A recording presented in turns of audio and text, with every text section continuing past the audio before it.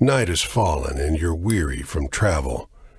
Stars fill the sky above, and in front of you is a brightly lit wooden house.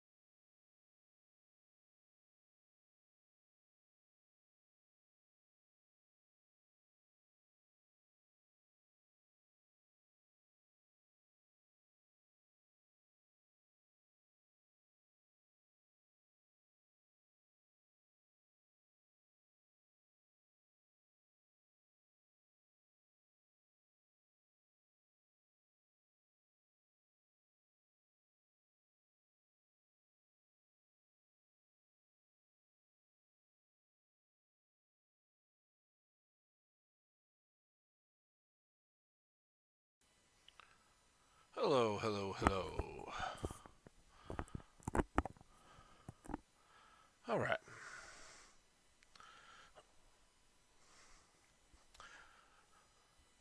Whew. Let's go ahead and get started on this.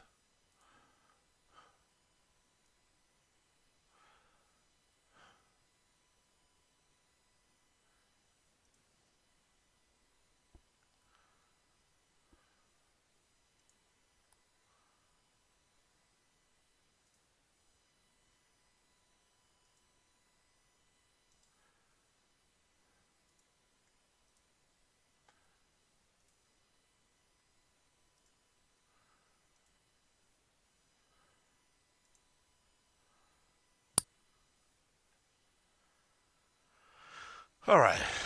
This started right out, by the way. Night has fallen and you're weary from travel. Stars fill the sky above, and in front of you is a brightly lit wooden house, the only building you've seen for days. You walk toward the house, hearing the sounds of laughter and talk as you reach the door and push it open.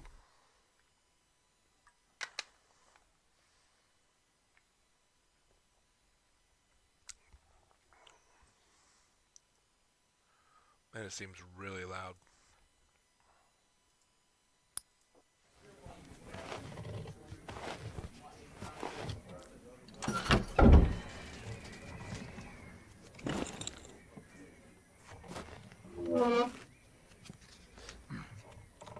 I'll just walk in and You sit down and join the game. join a game. It's a cheap buy-in, and not many of the other players are very good. The lady fiddling with dice gets good cards, but has no real strategy.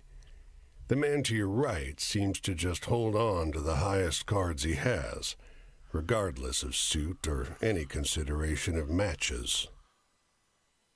The man in gray across from you, though, he's good. He already had the largest pile of coins when you bought in, and while your winnings grow quickly, you can't quite catch him. One by one, the other players leave the table, sometimes with pique or with wry humor, leaving their winnings with you or the man in gray. All right, we're betting feathers and acorns. Looks like a Fallout cap.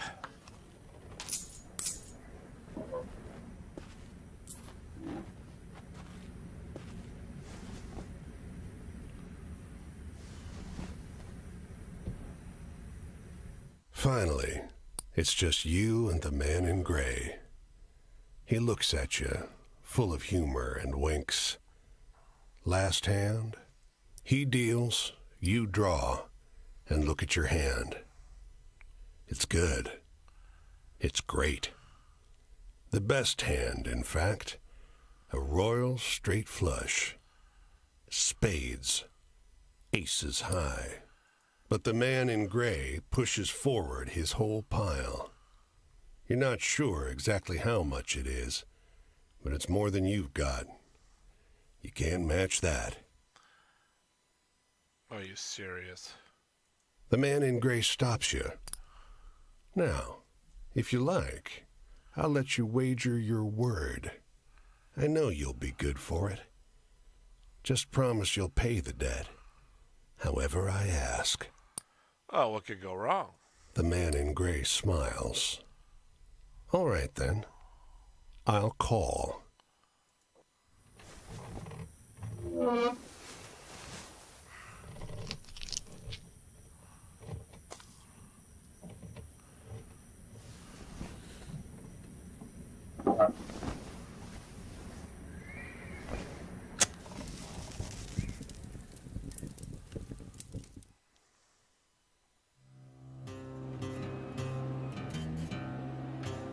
Well, your luck wasn't so good, was it?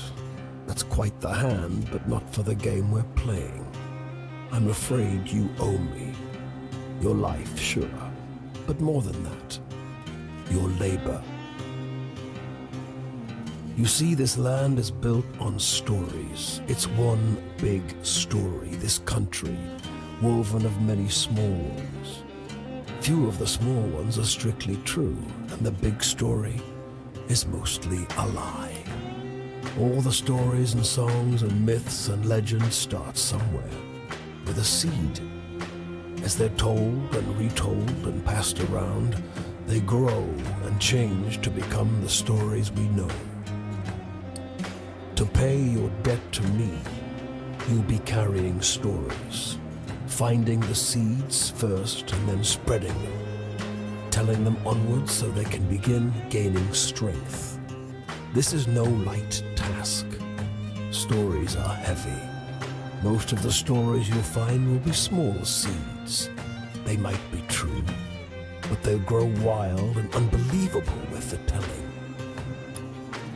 The more important stories are the true ones, the ones people will tell you about their own lives. Those often get lost in the weaves of the big story. The more true stories you can find and tell, the more you can weave that truth into the big story.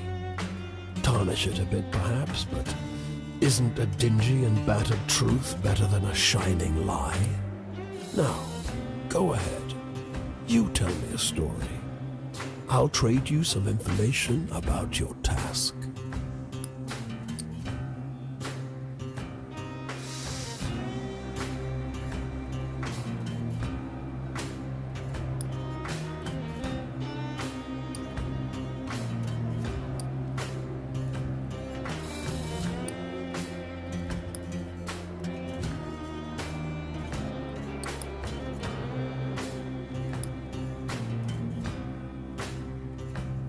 Tell the story of a parting of a cloud.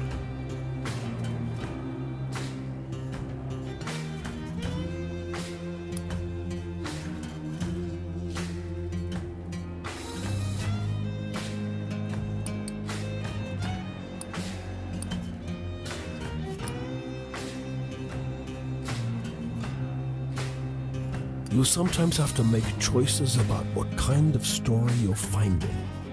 Is it a love story or a tragedy?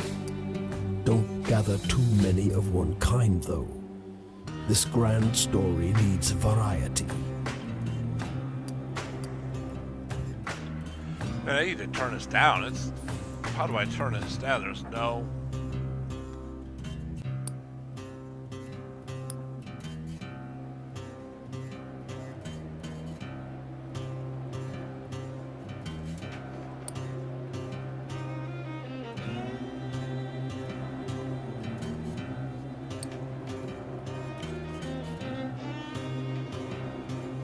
It's just luck. Funny how bad luck seems to follow the folks who already have problems aplenty. Well, try your luck out there in this country. See how the dice treat you. It's not all bad. You'll have to work hard, but I'll give you the gift for seeing the true shapes of people. Not many who can do that.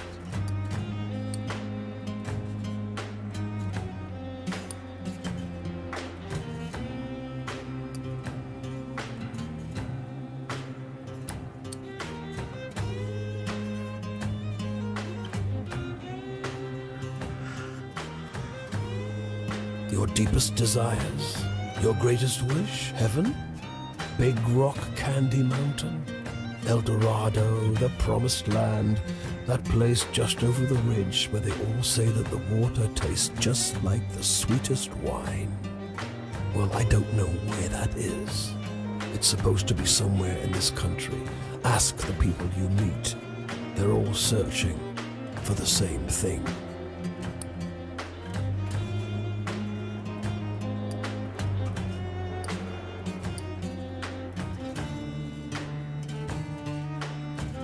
I'll strip away your flesh to make the journey easier. That's But nice. still you'll feel pain. Hunger, weariness, thirst, and despair. They're all part of stories, the part not often told.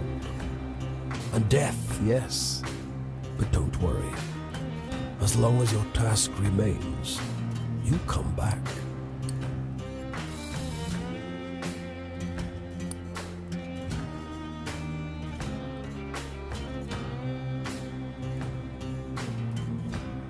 Travel? That's your job. Wander from place to place, gather those stories and spread them. People get bored hearing the same stories over and over. But an old cliche in one state might be a rip-roaring new yarn in another. Go on your way, seeker. Maybe we'll meet again, or maybe not. Either way, it'll be an experience for you. I'm jealous in some ways. I hope you find what you're looking for.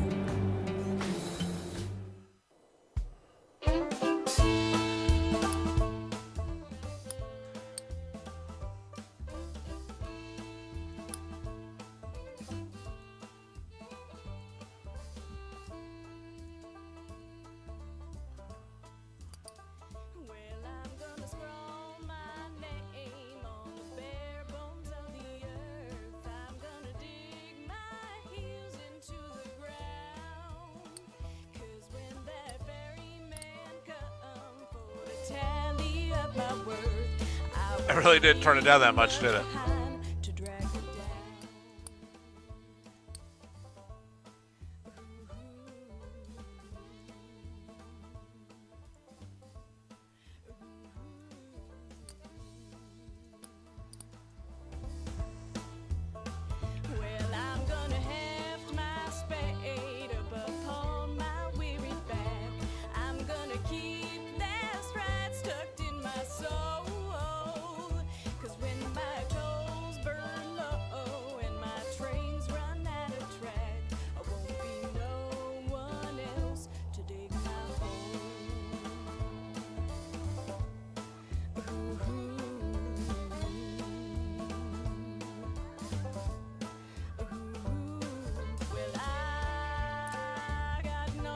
This bungalow is being ransacked. There's furniture piled in the front yard, ammunition heaped under the mailbox, and a crowd of clean-cut men ripping apart a car in the driveway. The two heavily armed, mud-caked women leaning over the porch railing share the same bored grin. One shouts at you. "Lend a couple innocent gals a cigarette?" Sure. You are about to hand her a smoke when those men draw pistols and shove you hard into the dirt. "You know these girls?" they demand. Once they've dumped your bag out into the road, they decide you're harmless. "If you were selling booze too, you'd have a lot more cash," sneers one. On the porch behind him, the two bootleggers are fingering their empty rifles, grinning in disappointment. My tale, my vagrant song.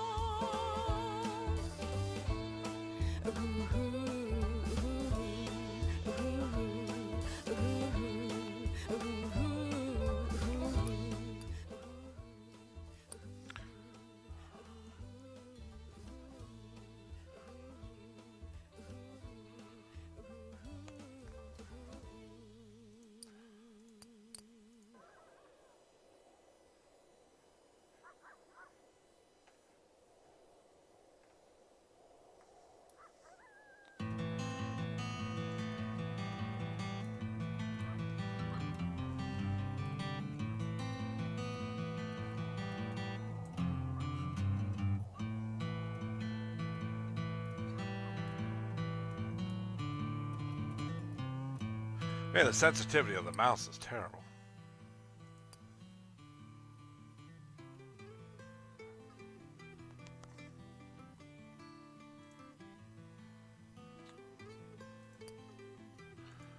Let me try this.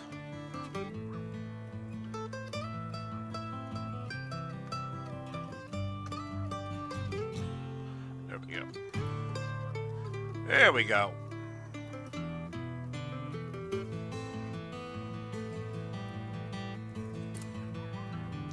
Off the road and into the woods, you can't help but come across this package by the old tree tied to a sturdy stick. The cloth wrapping conceals, though not particularly well, something large and softly unsettled. Little eyes blink back at you from inside the bundle. The shape gives a start. "Please don't tell my pa that I'm in here," it says in a small voice. "Pa doesn't want to live with us anymore, but I want to go with him. Don't tell him, please. I'm hiding." You tell the boy you'll keep his secret. You don't see his father anywhere. You don't see another soul for miles. Not my problem.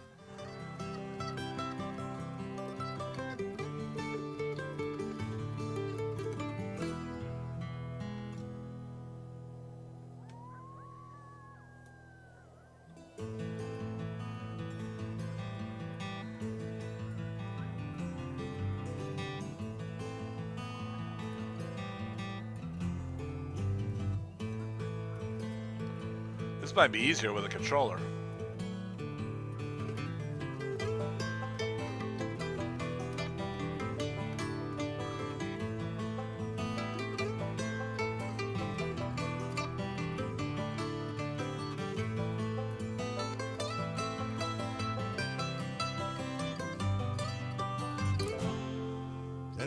every year, you know.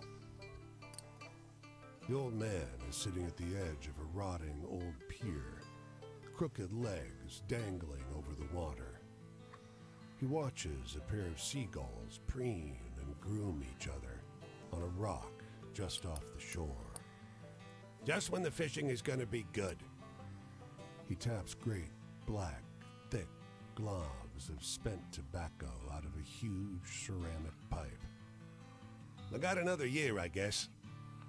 Another year of this town being here, he replies, letting a grin spread across his face.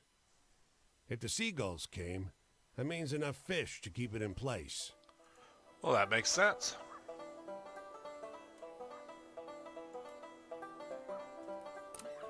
The woman walks the small town square with the poise of Betty Davis. The confident stride and inimitable mannerisms elevating the sidewalk into a plush Hollywood carpet. And wrapped around her neck, a yellow velvet ribbon, bright as an ocean sunrise. You question a well-dressed man parked outside an oyster house. Prudish woman. I took her on a fine date and she didn't remove so much as a ribbon. Excuse me, can you step back from the coupe? That's the spirit. You decide to seek a second opinion. You talk with a waitress smoking outside a diner. Something funny about her. Just showed up one day. Doesn't work, doesn't live anywhere as far as I know. Just around. Myself, I'd love to know who made all her beautiful clothes. A longshoreman watches stevedores load up a crane. Yellow ribbon? That woman's dead. Ghost dead. Buddies of mine, they've seen her all over the Atlantic for decades now. Oh.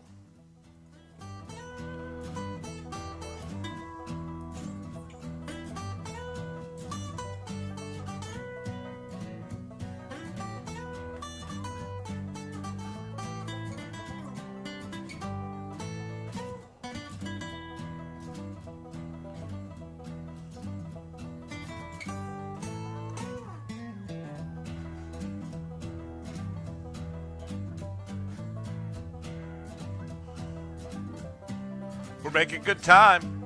God, man, this thing is jumpy.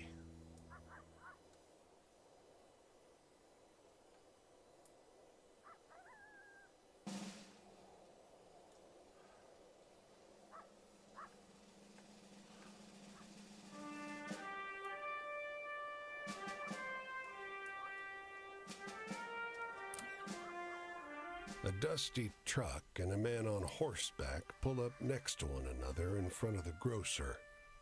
Suddenly, the driver and the rider, two wiry old men with identical haircuts, start shrieking at one another. The man with the truck leaps into the street. "Brother!" he shouts. The one on the horse tumbles out of his saddle. "Brother!" he screams. They embrace in the road. 30 years, hollers the driver. The rider, tears streaming down over his face, corrects him. No, 32! Everyone here is watching these two older men cry and hug one another in the middle of Main Street. Cars and wagons are backing up. People are yelling. "Take a photo of us," the driver begs you. The long-lost brothers pose in front of traffic, cry snot pouring out of their noses. As angry passerby wave you out of the road, each brother presses a coin into your hand. When the traffic disperses, you realize they overpaid you quite a shocking amount.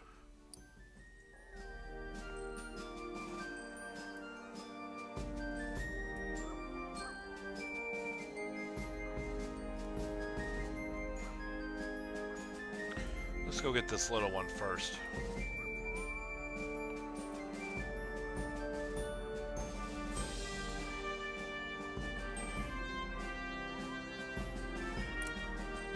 You come across a girl picking wild blueberries. She smiles and greets you. "On in." She offers you some from her birch bark basket. You reach in the basket for blueberries, but pull out a handful of small, smooth stones, all the colors of the rainbow. The snickering girl runs into the trees as fast and light as a rabbit. Oh. When the stones reach the top of their arc above your head, they turn into butterflies, all the colors of the rainbow. Your heart leaps in surprise. Incredible.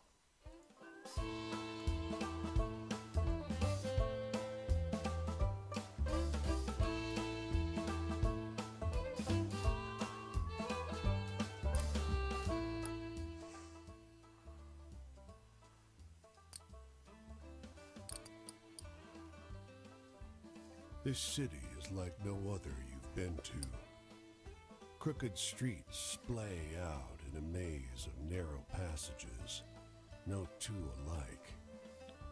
Soon, you find yourself in twilight, utterly lost. Bright light crests around one corner, a car approaching.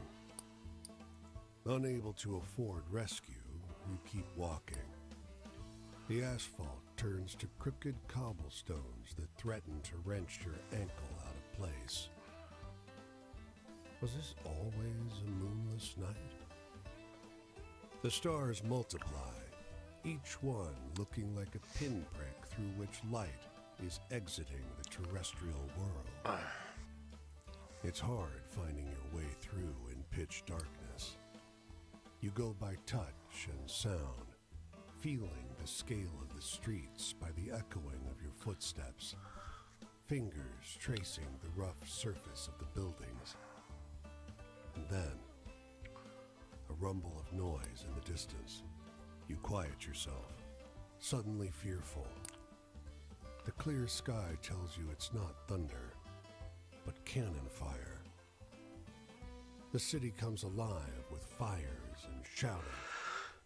You find yourself trampled by a mob of men in thick brown coats, a phalanx of bayonets advancing up the street.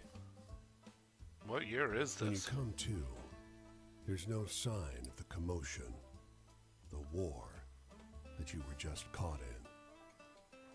The comically shrill honk of a Model A running up the road startles you, and you crawl toward the sidewalk. Above, the sky is a sharp, cold, cloudless blue. A Model A, so we're talking early 1900s.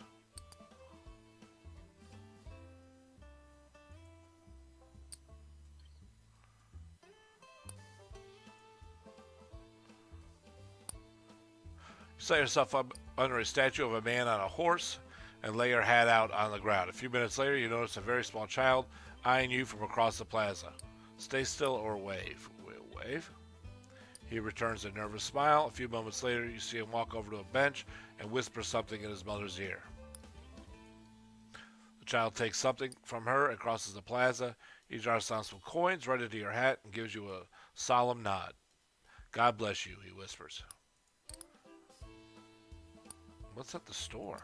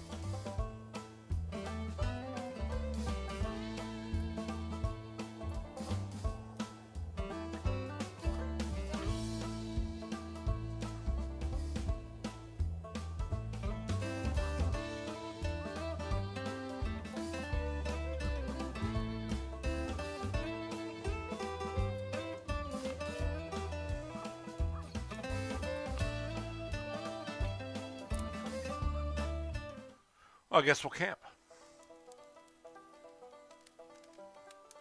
Hey there, stranger. You're welcome to enjoy this fire with me, if you're respectful, that is. This here is my spot, and I ain't inclined to share it with any bad characters. You can call me Quinn. All right, These here are Clint. my venturing companions. Cass is the big un, and the one with the spots is Flip. I usually beat my way on the rails, but the road news said this town was fat, and the weather was fine. So I'm taking in the sights and seeing what I can drum up. You got any stories that are a little sad? Sad stories.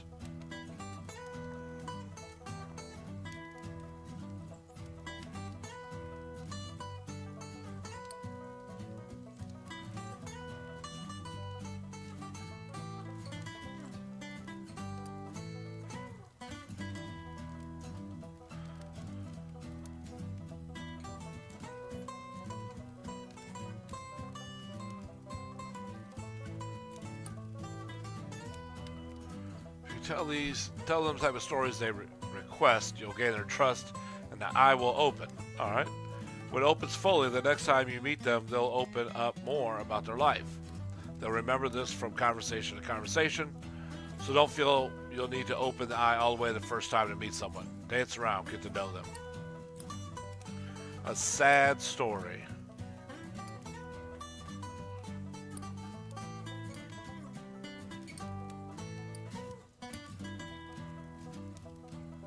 That's not sad. That's not sad.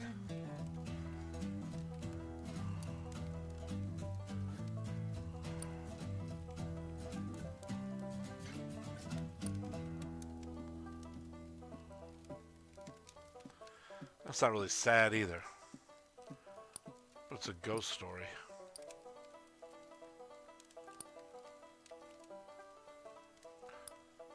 Let's do the seagulls. I don't get too much out of tales that are so cheerful. Not enough excitement for me.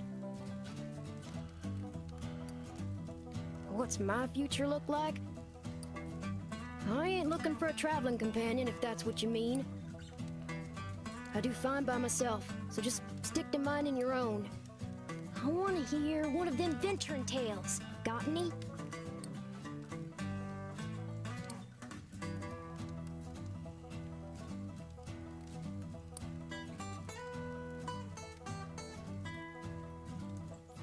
Adventure.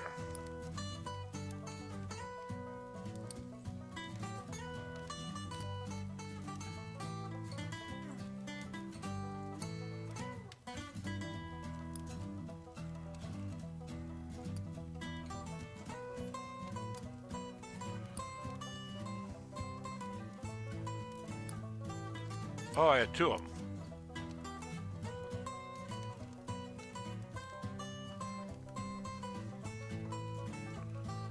Ain't life got enough tearjerkers in it without telling stories like that? That was the Jeez. sad one. My family. There ain't no way I'm gonna start jaw-flapping about those bastards. Judases, the lot of them. Hey, do you got any really thrilling stories to tell? I'm hankering for one of those. He's hankering.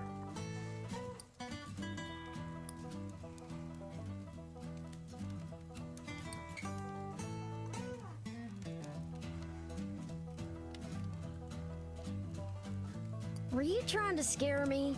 Well, you didn't go far enough. Well, I don't know a whole lot about the past, but they say there's an Injun grave around these parts. Say it's haunted and full up with angry spirits. I used to love hearing stories of cowboys and Injuns fighting it up. Would swap tales with the youngins. But, well, I suppose if someone shot me, I'd be pretty vengeful too. Hey, tell me a funny story. You seem like you still got a sense of humor.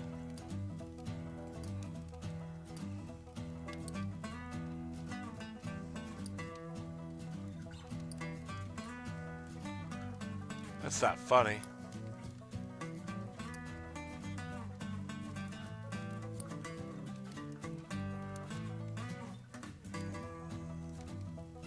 Not sure I quite follow that one.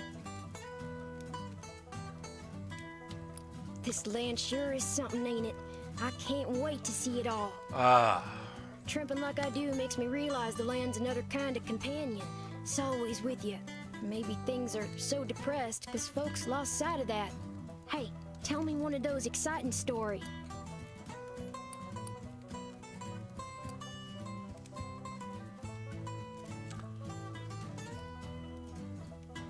Well, that sure was a downer. Give me a good venture tale instead any day. Traveling, I sure do love it. And I seen some pretty things out there. I seen serpent trains passing on a green and gold sea. I seen mountains so tall and forests so thick, nobody will ever tame them. I once seen a bunch of townies skinny dipping in a river. That sure was something. I seen terrible things too. Biblical floods and starving folks, and black blizzards full of dust. Well, night's over. I think I'll see what's happening up the road this way.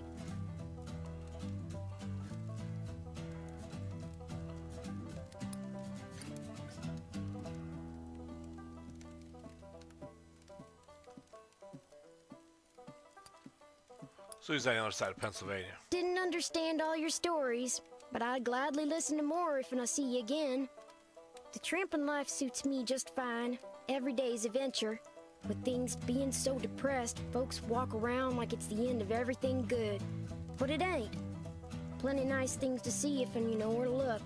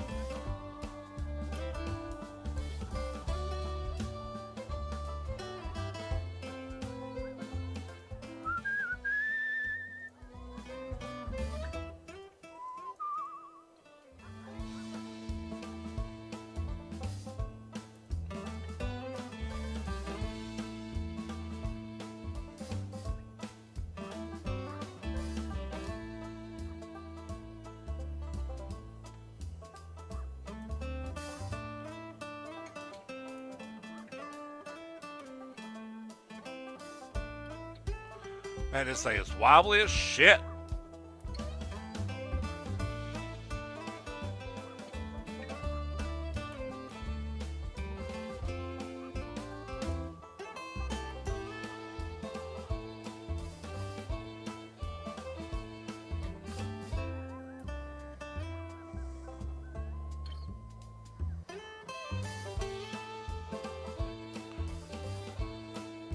I like the music though.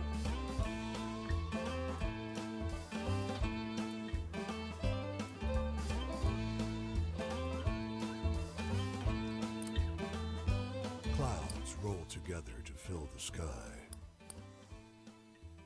You shelter beneath a rocky overhang.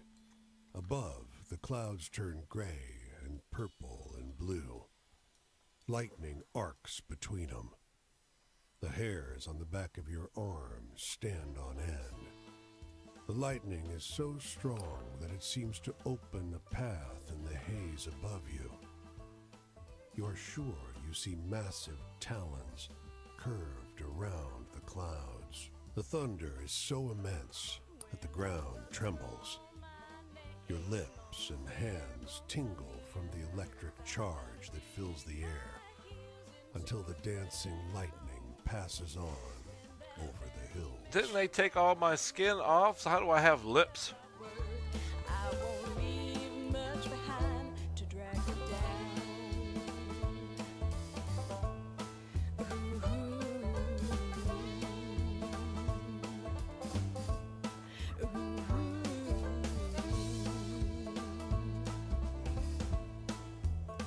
Well, I'm gonna heft my spade up upon my weary back.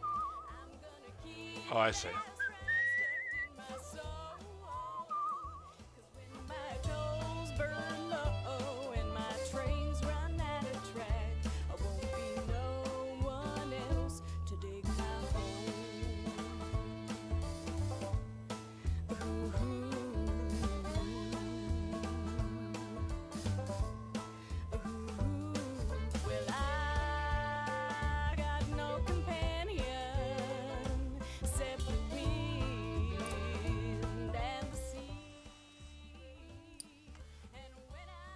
jet black crow aligns the low branch of a twisted tree. Look at you, it claws. Think you got some good stories already? Well, I heard better. Much better. It seems to wink at you. Want to hear my tricks? The ones you got now, pathetic stuff. You tell those stories around and they'll come back more exciting, more satisfying. So always listen to the stories other folks tell. Their tales are true, sure, are less true, sure, but more useful round a campfire. The boss has a point about the true ones, though. They're extra interesting. You learn a couple folks' true life stories, and everyone will like them, no matter what kind of story they think they want to hear. Well, everyone's the captain of their own destiny. It gives a burst of laughter. Ain't no bootstraps in the world that can save you now, but the choices you make, they change the kind of story you can tell. It ruffles his feathers, a sort of shrug, choose wisely, or don't. What a dick.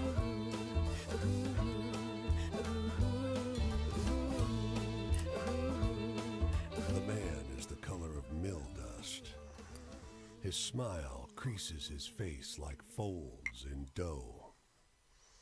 He gestures you inside the dilapidated structure and shouts over the sound of driving wheels. You're welcome to sleep here. You don't want to rest by the river. Not in the evening. Insects.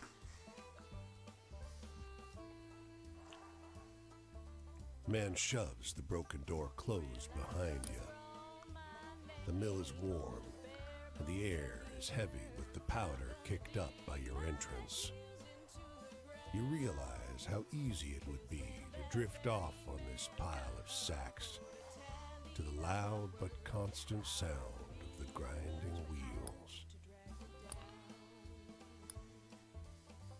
Consciousness is elusive. Your limbs throb with a dull fatigue, and your eyes are sticky with dust. The man suddenly grips your legs and drags you toward the millstone. You do not love my daughter. You will not have her. I will not let you hurt her. His voice is pained, not angry.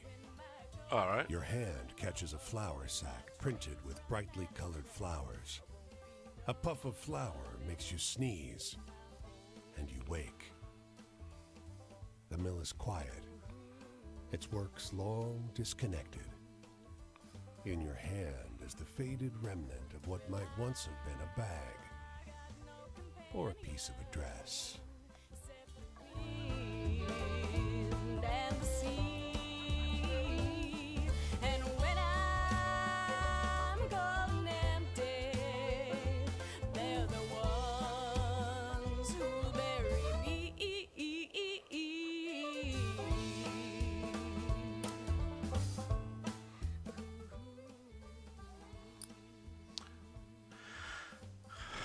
You notice a black crow sitting on a fence post, watching you with unsettling intensity. Hey, it blurts. Hey, friend. Hey, you hear about trains? He gets a throaty crackle. Locomotion. Locomotion, that's the life. I got some good travel tips here. All right. Ever ride a train? With your budget, you'll need to. Hop on at any train yard. Though, fast and convenient, but the railroad bully really don't like it when you ride in the empty boxcars. If you get caught, you'll get beaten. It hops and pecks on something on the ground. On the positive side, maybe you'll meet someone to trade stories with. But if you don't like the sound of that, you could hitchhike. Find a friendly car, it laughs. I feel sorry for you landlubbers. No wings, just motors. You can't even cross rivers when you want to. Only at safe crossings. You have a good point there. I always do. You notice that its beak doesn't move as it speaks, but before you can tell anything else, it flies off.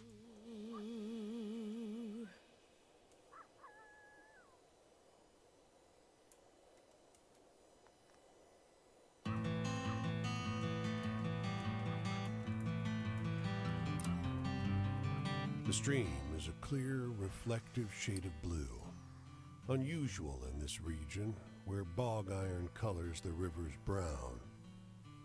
Across the way, A goat with great leather wings laps up the water, its sunken red eyes fixed on your every movement. You now notice the unnatural absence of wildlife. No fish swim in the stream. No birds sing in the trees. The winged goat drinks with a forked tongue, only abstractly concerned with your presence. Over the hill, a scorched one-room house lies abandoned, 2 of its 4 walls in ruins. The goat rears up, front hooves curled, and stretches its wings out to their full breadth. The goat opens its mouth and wails, a protracted, shrill sound, indistinguishable from the cry of a human infant. It only begins to stop when you take several steps back. The winged goat doesn't follow. Instead, it lies down inside the burnt house, surrounded by portraits of a large family, glass frames stained brown from smoke.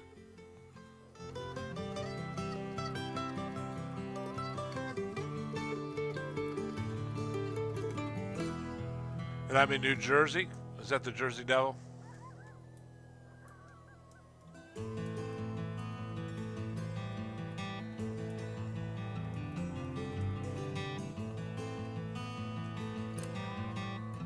As you walk along the river near an unfinished bridge, men with a tool belt catch a sight of you. "Hey, over there," he calls out. "You look like you could use a quick way to get some hard-earned money." Hard-earned is right. The bridge hangs high over a perilous drop. He laughs uproariously. Absolutely not. High above the water, you see raptors with enormous wingspans wheeling through the sky. "We'll have little more protection than them," the man says, "but not much more." His eyes sparkle. He clearly loves this work. Shit, sign me up. He exclaims. "Suppose you'll want a safety belt. We Thunderbird people don't need 'em. We fly when we fall." He chuckles. Yeah, belt up. You find yourself up high, looking over the rushing river that crashes around the foundation of the bridge. As you work side by side, the man mentions, "You can see Thunderbirds up here if you know how to look." You ask him to explain. "Practice your peripheral vision, if you dare.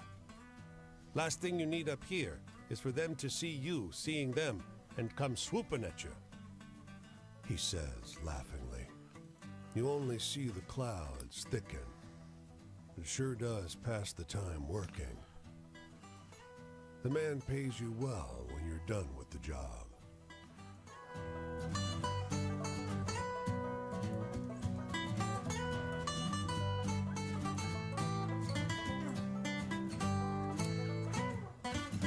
The women are oblivious to your approach. Their eyes are shut. Their touch, where they hold hands, is gentle. All right. They speak in low tones. One stifles a burst of laughter, but it brings a smile to their faces.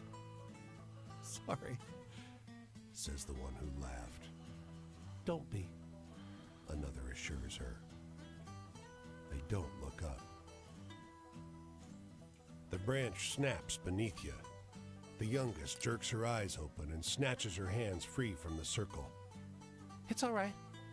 He isn't coming back," soothes the eldest. She turns to you. "You could join us, if you've got something you're grateful for." Your words go unremarked. The youngest, holding your right hand, takes her turn. And we give thanks for those who left, who we wanted gone, for the skills to thrive without them, and for the companions who make the effort joyful. Your hands are released. The ceremony is over.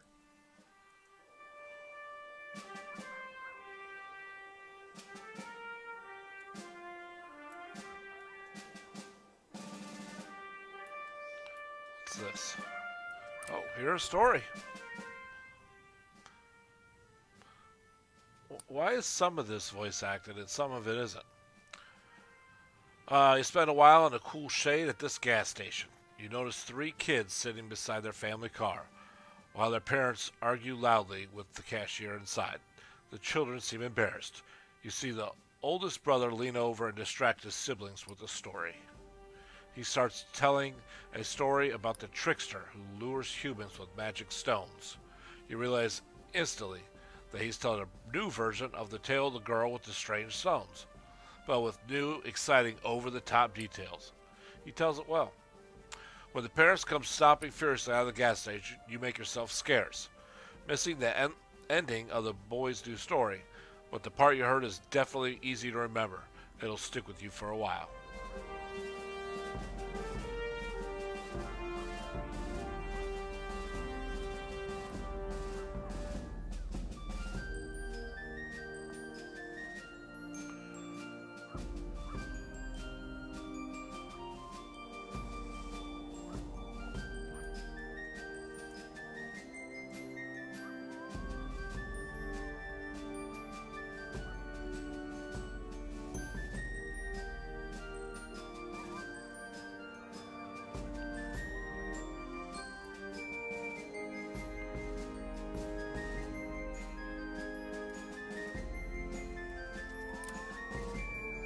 His clothes are expensive, but unkempt. A tailored jacket stretched and warped out of its best fit by long days on the road. His thinning frame weighs down the boxcar next to yours. You got a light, friend? You offer a match, which bends and nearly snaps as he scratches it against the pitted iron edge of the boxcar. Thanks, he mumbles, perching one last cigarette on his lip. Don't rightly know where I'm going. You notice how deeply wrinkled his clothes are. It's as though a huge hand plucked him from a high society party and crumpled him up like a sheet of paper. Don't rightly know how I got going either.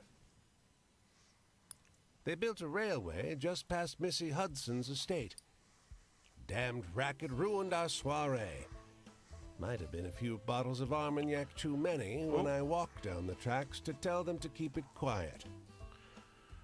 He drags on the cigarette, but you never see him exhale.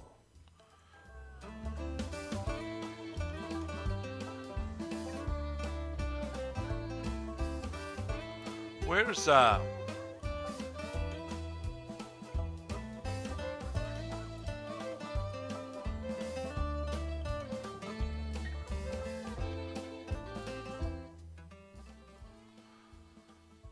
Can I make it to that guy?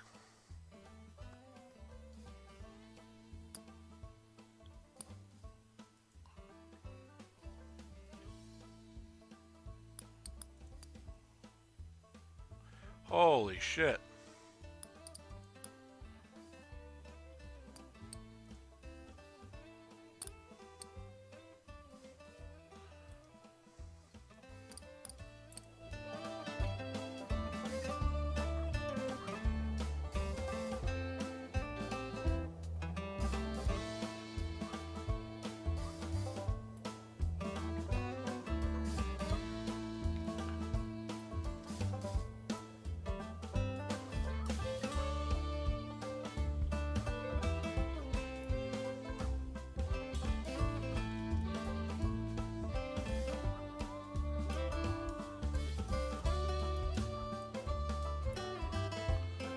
What happened?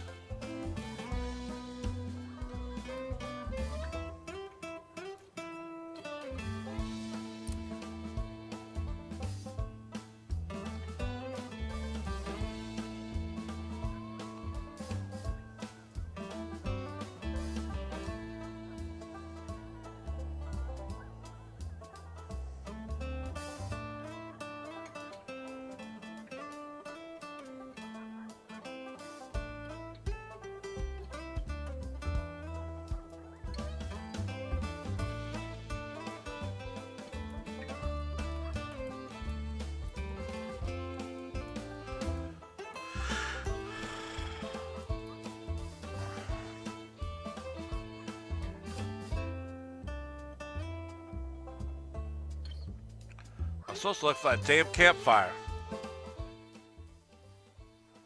Past it.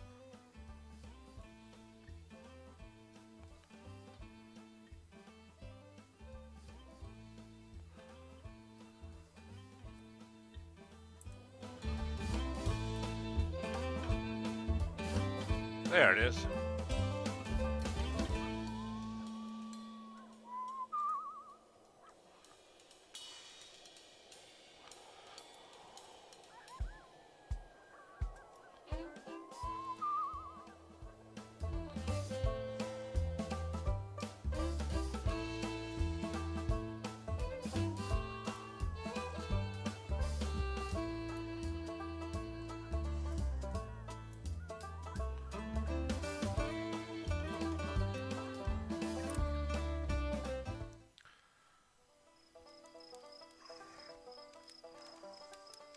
Hey, traveler.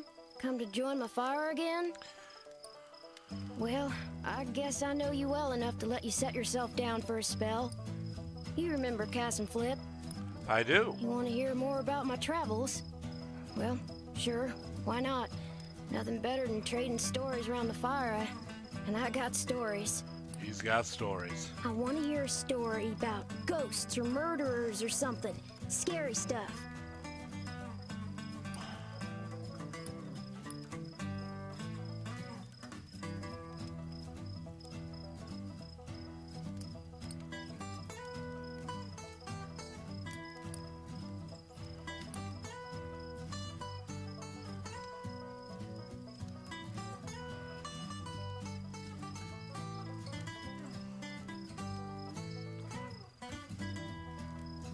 Wow, that's the stuff. Oh, Stranger. yeah. Spooky campfire tales are my favorite.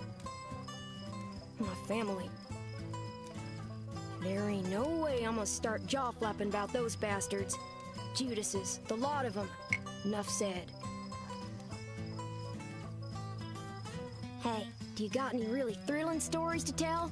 I'm hankering for one of those. Thrilling.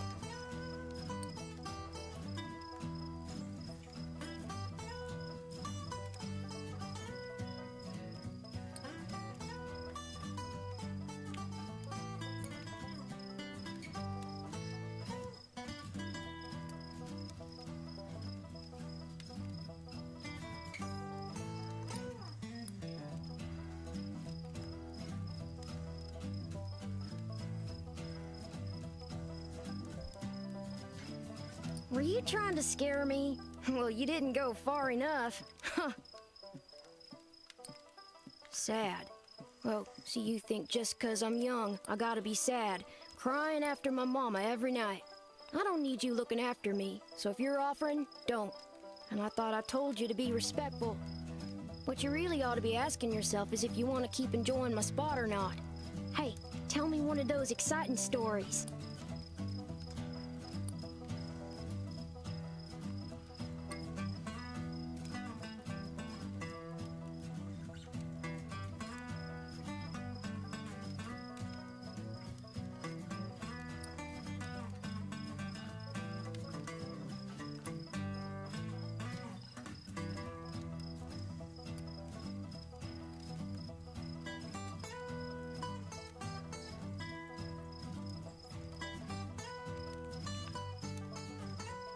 Well, that was a lively tale. I'm getting this. This land sure is something, ain't it? I can't wait to see it all. Tramping like I do makes me realize the land's another kind of companion. It's always with you. Maybe things are so depressed because folks lost sight of that.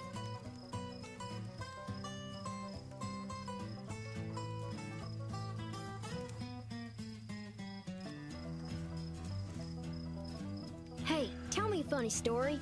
You seem like you still got a sense of...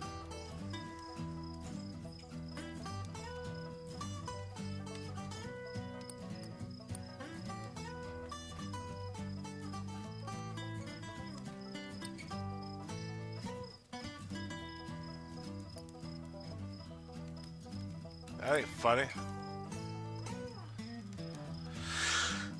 That's not exactly funny. I don't remember that couple good jokes can get you out of a fix sometimes. Guess it was. Traps and such like. Well, one time in Fort Worth, a feller tried to take Cass and Flip away. Said a kid couldn't look out for him proper like.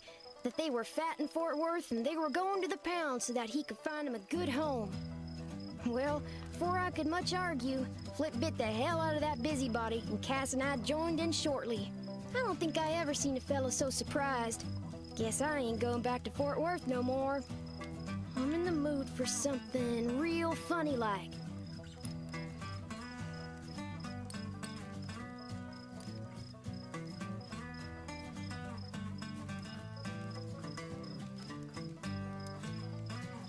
Not sure I quite follow that one. Freedom. Well, teacher used to talk about freedom like America was eat up with it. But the tramping kind seems to be just about the only real freedom still in supply. Ain't no freedom from an empty stomach or bad weather, unless you're rich. Unless you're rich. Oh, heck, the night's over already.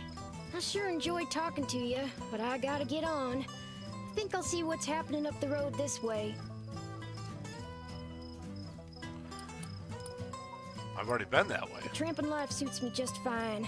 With things being so depressed, folks walk around like it's the end of everything good. But it ain't. Plenty nice things to see if you know where to look.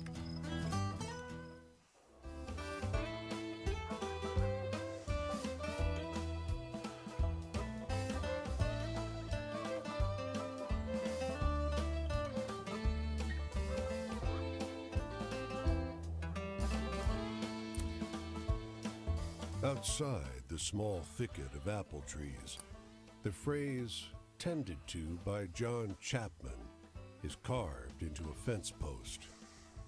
Nearby, a hound lies on its side, perfectly still.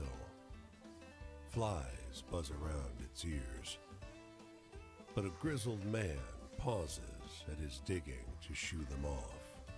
There's an extra shovel. With it, the two of you make short work of the grave. He tells you about his beliefs, why he's raising apple orchards in the middle of the country. It's a sin to graft, he tells you. Hurts the tree. Eventually, the hole is deep enough. He stoops to the ground and lowers the pup into the earth. Tears flow freely. I'll see him again in heaven, he tells you. Our souls are bound by love.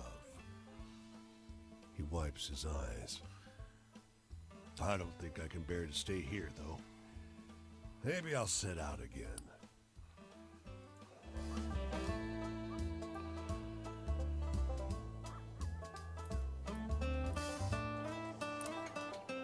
He leans against a fence and turns to face you as you pass him by. At his back is a bag full of bird seed. He assures you that the gawky birds perching on his body are the last remaining passenger pigeons. They look extinct to you? You're not sure those dull gray pigeons look anything like the pictures you've seen of passenger pigeons, though you can't help thinking they stare at you a little too intently. Say, you like birds? They're lovely creatures. Except for that crow. Harmless, really. Hunted damn near to extinction, weren't you? He strokes one of his birds under the chin. You think you see drips of blood flecking the creature's dirty gray head. You sense it's about time you start moving on. You be kind to the little birds now, you hear? You hurry along the road, though the flapping of ungainly wings seems to follow you for hours.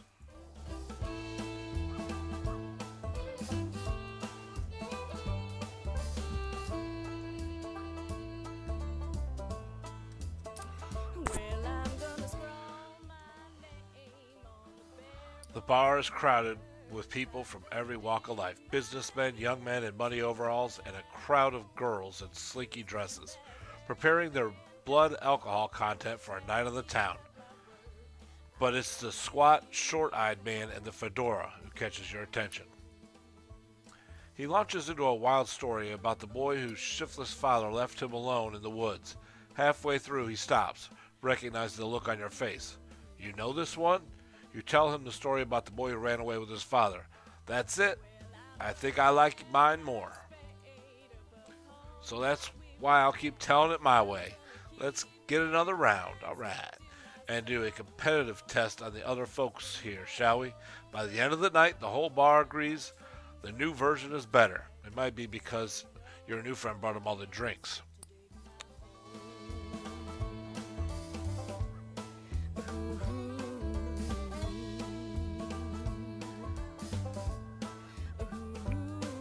Well, I got no companion except the wind and the sea. And when I'm gone empty, they're the ones who'll bury me.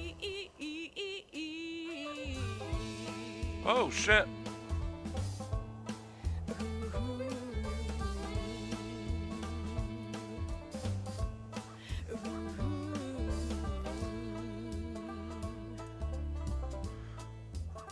I definitely need to get a controller for this. My stones o'er the waters of this land, and by I'll see them far and long.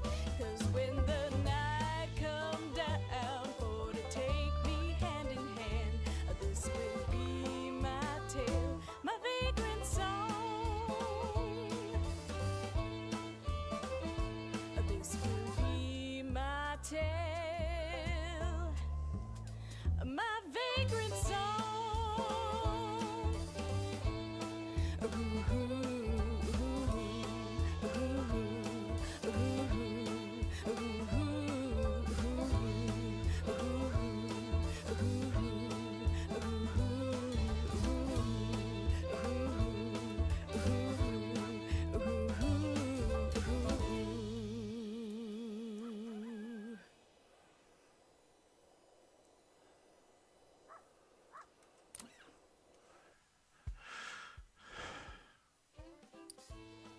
Why can I not catch a break? It's a first communion, looks like, and the photographers are struggling to keep up with the flow of family photos outside the church. Can you write, they demand? For hours, you scribble names, take notes, and keep the line orderly. For an afternoon work, it pays very well. Name on the bare bones of the Can I go over this? I'm gonna dig Oh, hell yeah. heels into the ground. 'Cause when that very man come for to tally up my worth, I won't leave much behind to drag it down.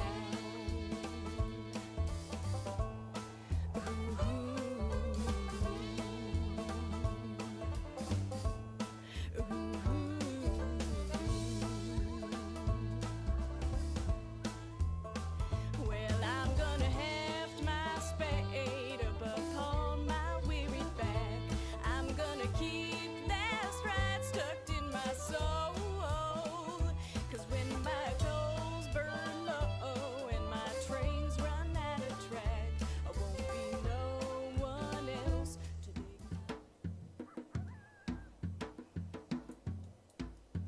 All right, when I got over to the Midwest, the music changed. That's kind of cool. The girl tilts her basket away to hide whatever is inside. You want to see what I got? I'm not telling. She raises her eyebrows, encouraging you to pry further. This girl is either very confident or too young to know shyness. Got you hooked. Too easy. She twists her lips to one side, mimicking a more adult, thoughtful gesture. I'll tell you what. I'll show you what's in the basket if you do something for me. Excellent. I want you to kill my mother. Wow. She looks to check if you're paying attention, then points to a figure working at the other end of the field. She's boring. She keeps making me work when I want to play. That's what The moms girl do. bursts into peals of laughter. She doubles over the basket, laughing so hard she's barely able to stand. When she can speak again, she says, You should have seen your face. You really should. she beckons you over, shows you her basket. Oh, yeah, I'm about to Three punch this broad. kittens snuggle up at the bottom. They're barely old enough to open their eyes. Ma gave them to me for being good. I've called them Badb, Matcha, and Anand. After a story Nana told me. She preens. I'm very clever, you know.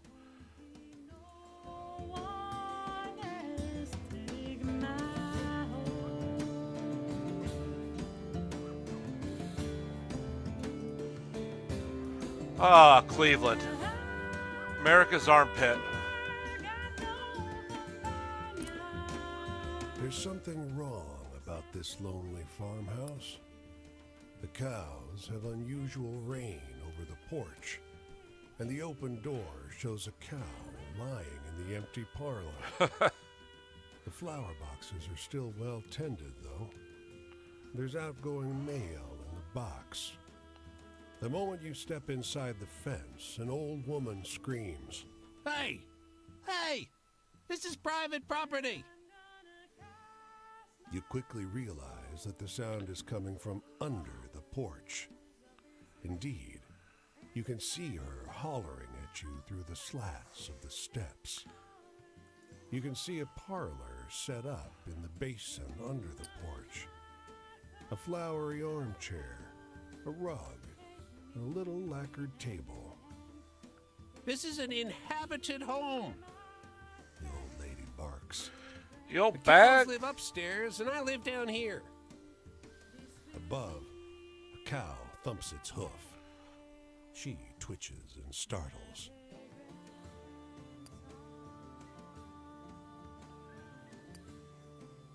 Her whole face melts. Thank you. She sobs. Thank you. With a sharp stick, you carefully urge the three cows inside the parlor to exit. Soon the place is completely empty, except for the manure. She still kisses the floorboards in gratitude. I didn't want to tell anyone. They kept me trapped down there for weeks. I had to sneak out one piece of furniture at a time. At night. She rushes to lock all the doors. It was a mutiny. It won't happen again. Goddamn mutiny. Where's that? There he is.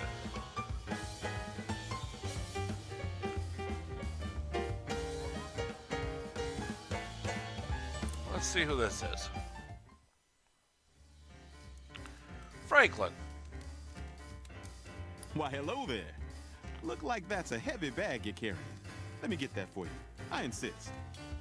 You see this uniform? It means you can trust me to make sure this is the most comfortable journey you've ever had in your life. Who am I? Well, I'm no George, I'll tell you that.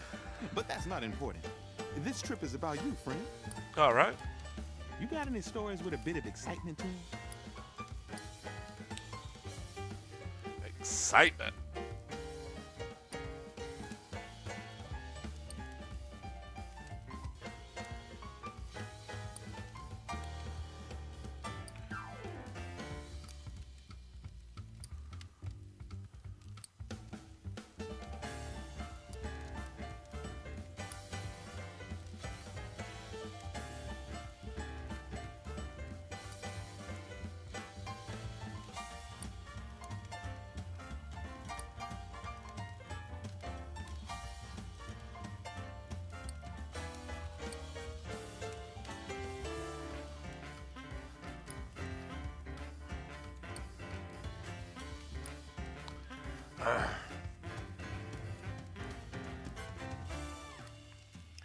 Exciting stories.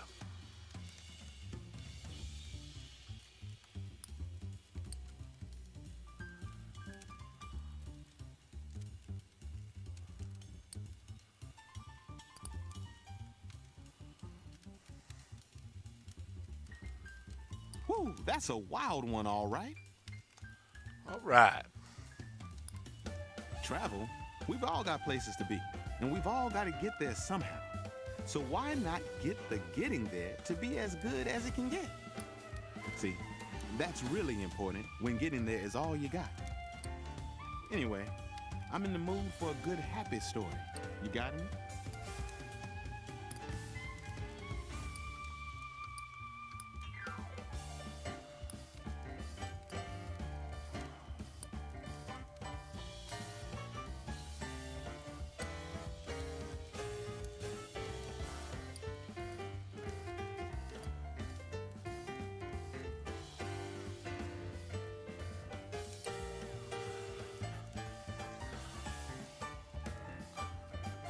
A positive attitude. That's what I like to hear. Oh, I'm nailing this. If you're looking for family, you know why a porter can treat a passenger better than anyone else? Because when you step on this train, you're family. It doesn't matter who you were before or who you're going to be after you step off. Step off. You seem like you've seen a few spooky things in your time. Want to share them?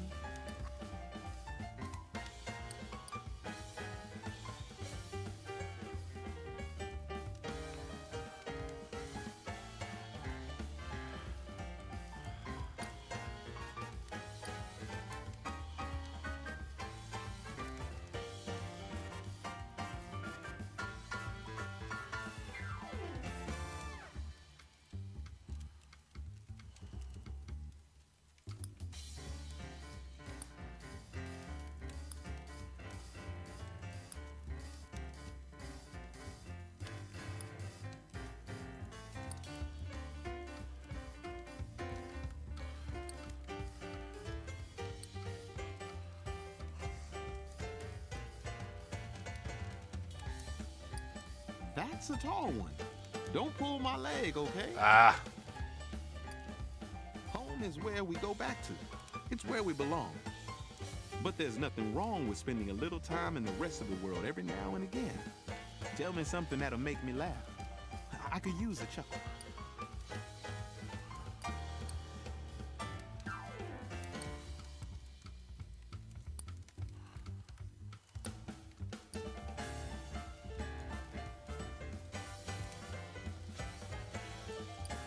That's a tall one. Ah. Don't pull my leg, okay?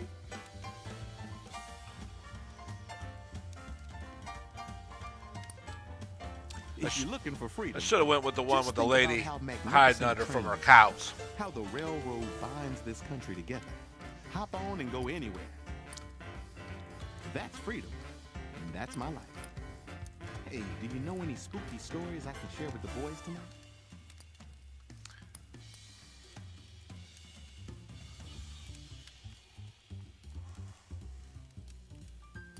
Whoa, you're giving me some good material. My brothers will love that one. The sadness. No sadness here. When you ride on one of Mr. George Pullman's sleeping cars, you leave your sadness behind. I can personally assure you of that. Another night over. I surely did enjoy all those stories, though. Maybe next time I'll let down my hair a bit. What do you say? You must excuse me, friend. What kind of porter am I saying this trip is all about you, only to start talking about my own damn self? But enough of my indulgences. I hope I see you again. Well, you ain't going very far.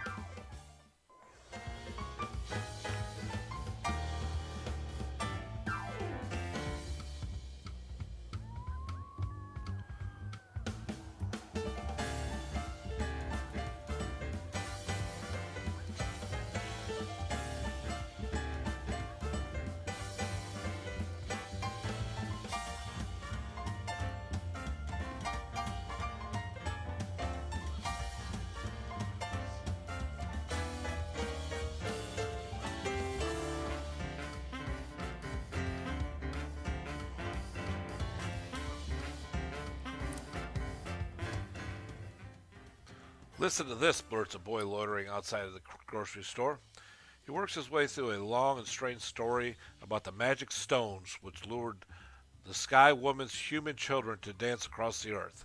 There, he fishes. What do you think? Wait a minute. Holy shit, you know this story?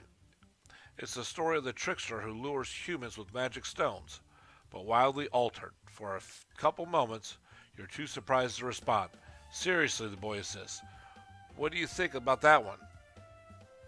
It's a great story. He said sheepishly, thanks. I heard it from my brother.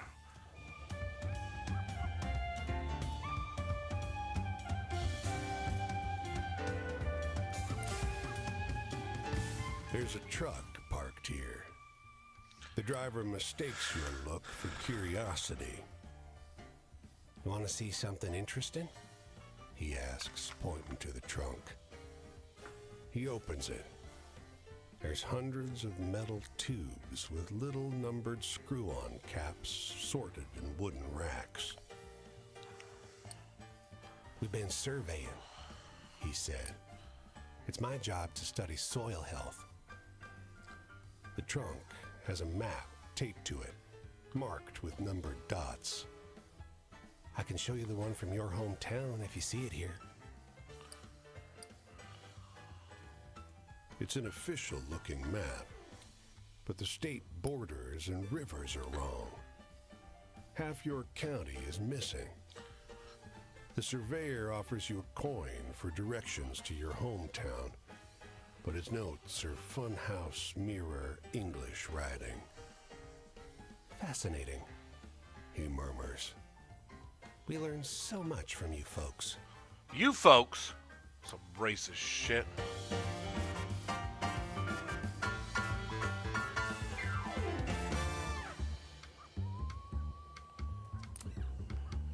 The storm swept in just before sundown, heralded by a purple sky and electricity in the air.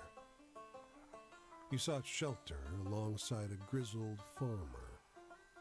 All he can do is pace, muttering to himself. Can't just stay here. You catch. Gotta find her.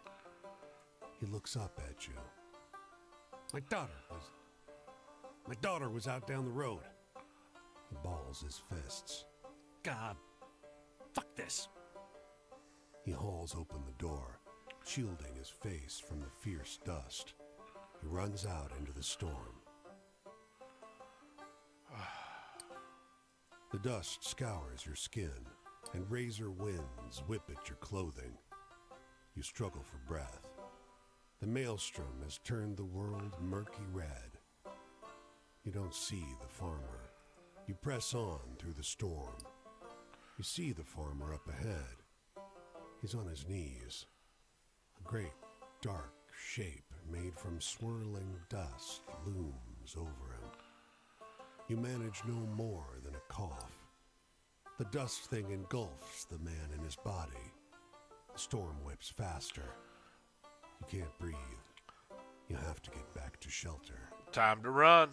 You make it to safety, but don't manage any sleep. The storm settles in the early hours. You find the farmer laid out in the street, his corpse a shriveled mass. He has one arm stretched out in front of him, as if to crawl.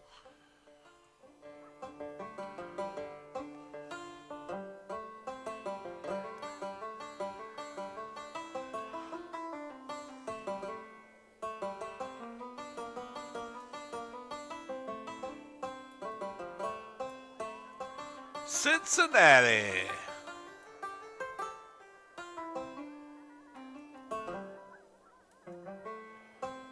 Is that health? Oh, we can get some of that Cincinnati Skyline chili.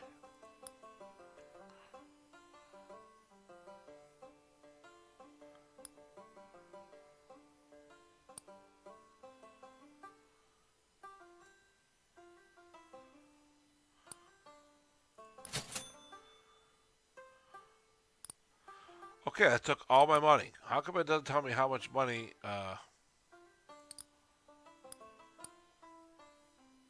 The corridors of Cincinnati's music hall reverberate with the sounds of an orchestra warming up for rehearsal. If we unbolt the light rig, we can crush them, says a voice up ahead. No, another answers. Hiding Baldy's baton will be sufficient to stop the din. The tuxedoed men are slightly transparent. Mustachio on the right has his arms folded. The weaselly one on the left scowls.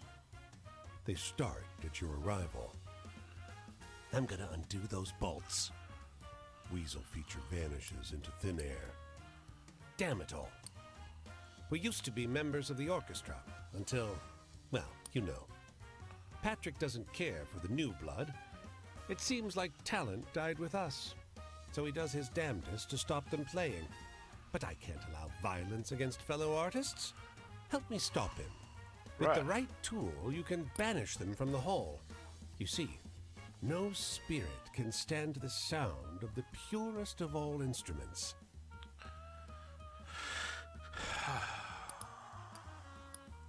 No. No. No. He shakes his head, exasperated. No. The triangle. The orchestra has one, but their percussionist's a sop. He never hits it right. If you can get there, you can ensure the only thing brutalized here today is Chopin. The orchestra is midway through practice. They're in dire need of it. The percussionist dozes on his stool. Everyone's oblivious to the muttering from the lighting rig. You sprint down the aisle and elbow through the incensed musicians. The percussionist falls off his stool as you clamber over his xylophone. You grab the beater and bring it down onto the triangle, eliciting a pure, resounding note. And the rafters ring with laughter. The mustachioed ghost appears next to you, doubled over, invisible to the furious orchestra. I never thought you'd fall for that. The triangle, for God's sake. Thanks for shutting them up, though.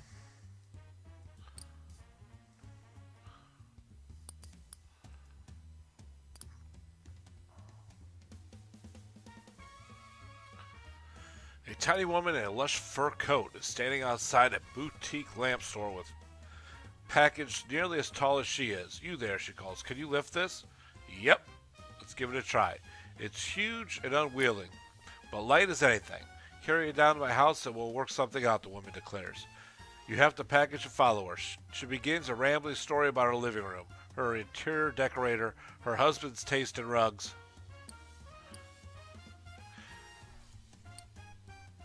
You follow by the sound of her voice. The lamp box is so large you can't see a thing. Eventually she exclaims, "We are here. Thank God." You lay the box down in her living room. It's nowhere near as luxurious as she made it sound. A card table, a ratty couch, and a wall tapestry done in a grotesque imitation medieval style. This will really tie the room together, she exclaims. At least she tips you. Take some of that money.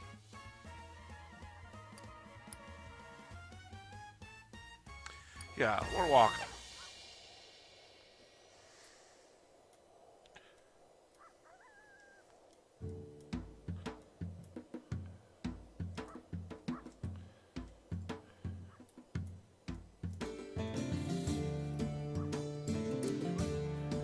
Here. Can you find her? His voice is soft, cooing. He's lowered himself down so that his head is level with the two blonde-topped boys next to him.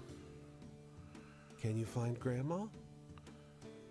They're pulling ears of corn off stalks with uncommon gentleness. There she is. He points to a specific cob. It's enormous, but otherwise unexceptional. We gave her back to the corn, and now the corn has given her back to us. One of the boys, awed, reaches out with a reverent hand to touch the cob. You don't really say anything. You're just interrupted by the sight of the man's face, a subtle hole under his eye socket. I didn't see you there. The wormy body of a stock borer crawls out of his skull. You'd best be moving on, Drifter. Fair enough.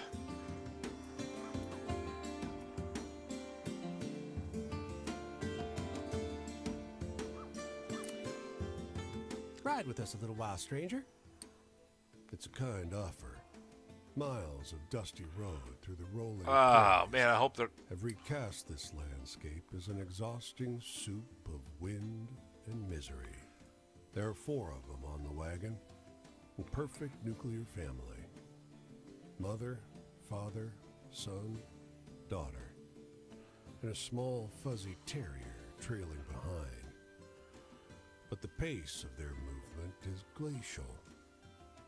The draft horse ambles forward, one agonizingly slow step at a time. Ain't no point rushing to get where we were going. The wooden cart shivers with every pebble on the road that its wheels must laboriously traverse. The girl in the back pipes up. The going's the point, see? Yep, I'm out. You get to walking at a good pace, and in no time at all, the family has receded into the horizon of the road, where you fully expect they will always be.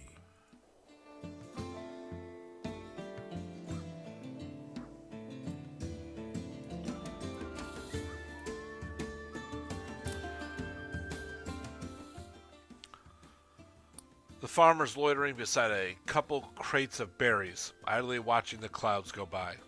Waiting for the pickup, he says, trying to make small talk. Hey, you want to hear a wild story? Oh, yeah.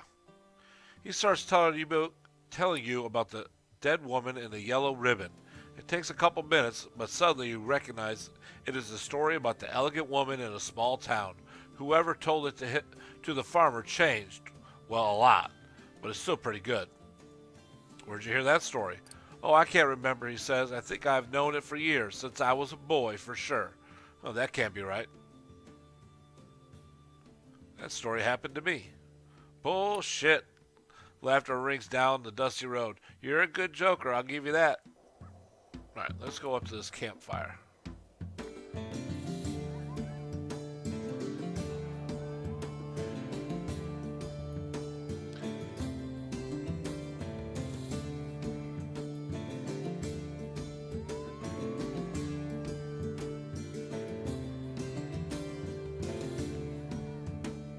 Whoa.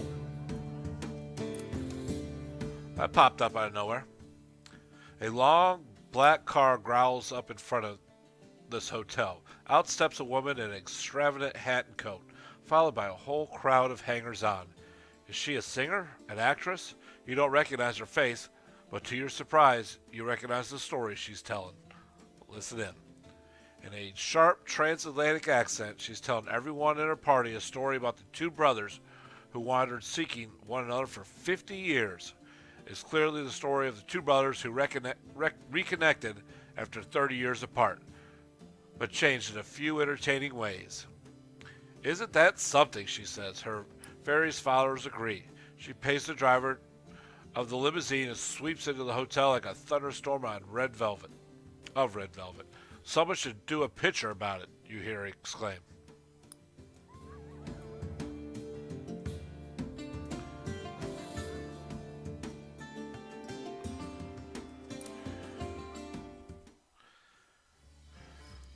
Franklin.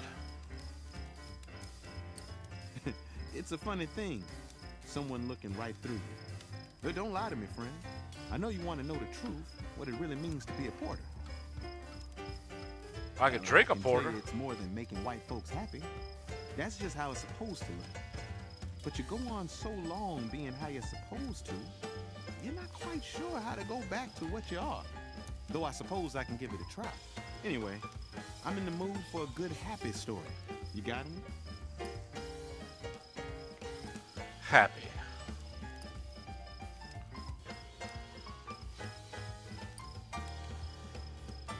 What could be happier than a girl with a basket of kittens? Who finds that one funny? When they want to liven spirits up to bring each other joy, all railroad folk tell the story of the still driving man, John Henry. But only us porters talk about big old Daddy Joe, the best porter who ever lived. I've always been more partial to that. You got any stories with a bit of excitement to them?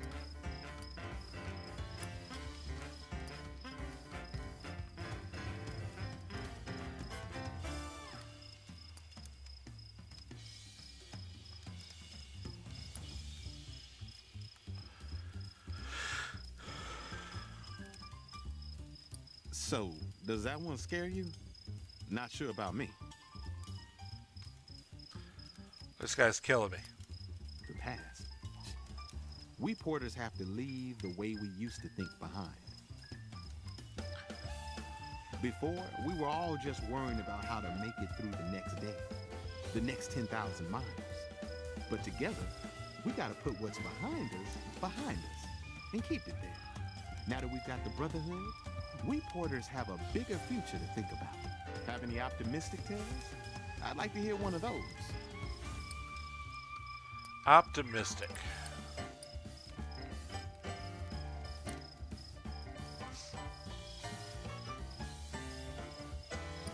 Just like I told you, friend, miles of smiles. Here we go. I guess the future's in our hands. Nobody had ever seen organized black folks before the Brotherhood came along. It's on us to make sure that's how it keeps on going. See, I spend a lot of time thinking, will we be the first black union or the only? You seem like you've seen a few spooky things in your time. Want to share it?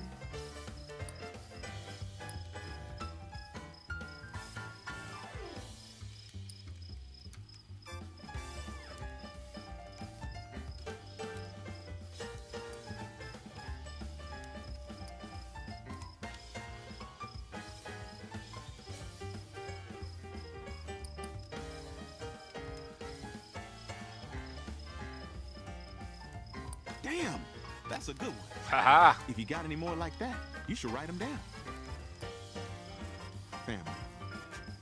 Porters spend so much time not seeing our own families. We gotta make a new one on the rails. There's a reason why we're the Brotherhood of Sleeping Car Porters. It's because we are brothers. Well, that makes sense. I'm in the mood for a story with a bit of that true sadness to it.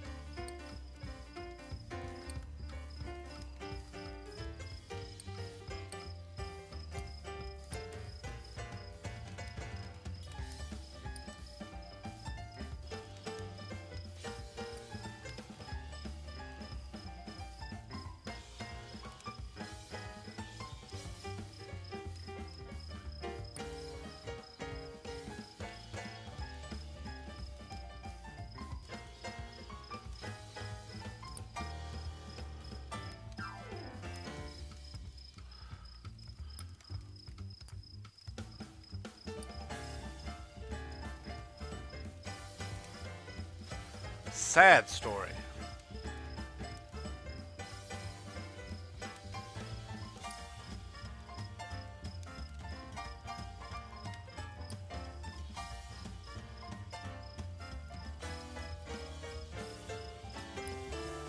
Dead dog, sad.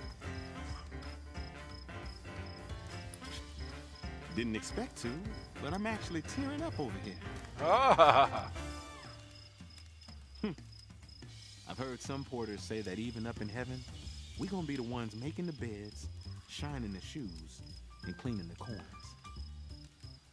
I believe it. Don't want to hold you here if you need to be going. I've got to be going in the morning too. The next leg of my trip takes me along the rails this way. Where are you headed? He don't go very far, does he? If we cross paths again, I'd like to tell you more of the truth. about what it's like to be a porter and what it's like to be in it. I'll keep an eye out for you.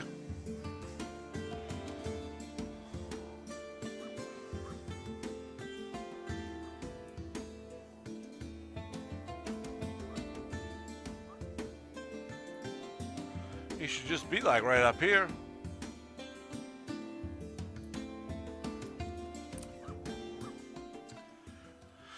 After gossiping for a while about the weather and the crops and the state of the world, all bad and getting worse, he takes a different tack. You look like someone who likes a good story, he wheezes. Try this one on for size. I'm listening. After loudly and repeatedly clearing his throat, he tells you the story of the ghost of the well-heeled hobo. It sounds a lot like the story of the last bit of Argmac, but with some parts changed and other parts added. Listen to the tale. When he grins up at you at the conclusion of the tale, you give him the effusive praise he's apparently expecting. You have to remember that version. Even if it's not quite what happened, it's a good story.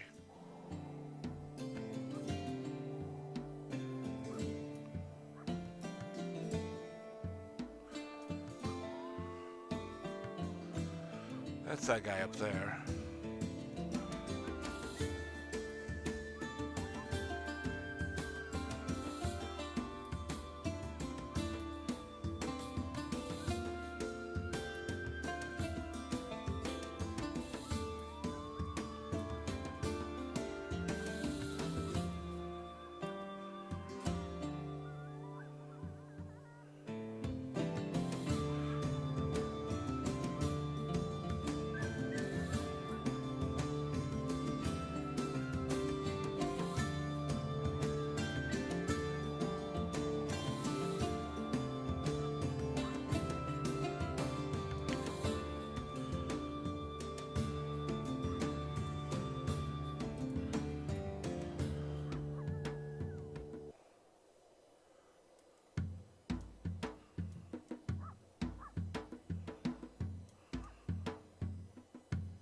Ain't nobody got no stories over here?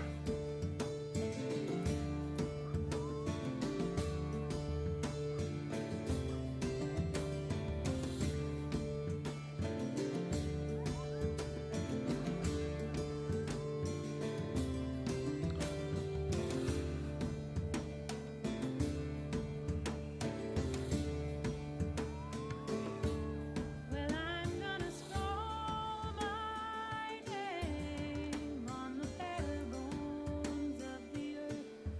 I'm gonna dig my heels into the ground.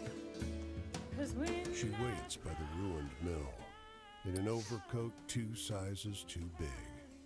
Look, over here. Look at this. She yells. This only happens once every 10 years, for Christ's sake. She grabs your hand, and you both look at the black gear rolling west to cover the sun.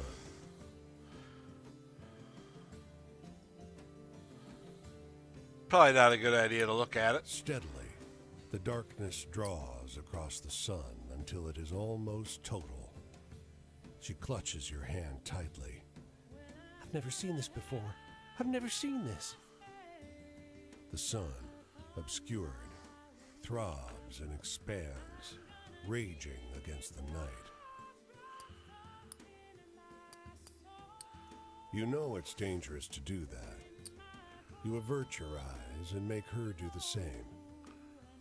She looks at you, out from under the brim of her hat, with wide eyes deep and dark like black buttons in a brown, weathered face. The cast of shadows rises up her body. She closes her eyes and nervously kisses you. Just lightly, her lips slightly wet and barely parted. Her hand touches your cheek. She softens, widens. The darkness blacks out you both. Move on, move it on. they're the ones who bury me.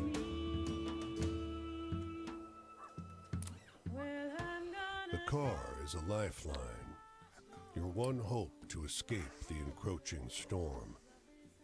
It rattles along a few yards ahead of the storm front, jouncing and juddering, one pothole away from being swallowed by the choking dust. A figure clings to support straps mounted on the back. We'll catch a ride. You grab the straps and haul yourself up. Oh, Shouts the woman on the back. a fellow observer. She's wrapped in a scarf and aviation goggles, juggling a pen and a notebook while hanging onto the unsteady car. The dust scours your face and rips at your clothes. Can't we We're go not done with faster? our observations. She threads one arm through the straps and makes another attempt to write, but it comes out illegible. Blast it. Get inside and take dictation, will you? You clamber through the open back window, and she hands you pen and notebook. You scribble furiously. I'm a secretary while now. she dictates the finer qualities of the dust and wind assaulting the car until her voice is hoarse. That'll do. She bangs on the roof. Judith, let's go. What the hell?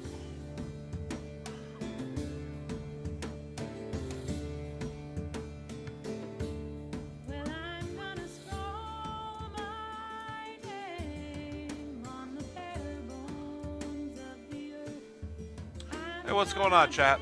Dig my heels into the ground. 'Cause when that ferryman comes for to tally up my worth, I won't leave much to find that can be found.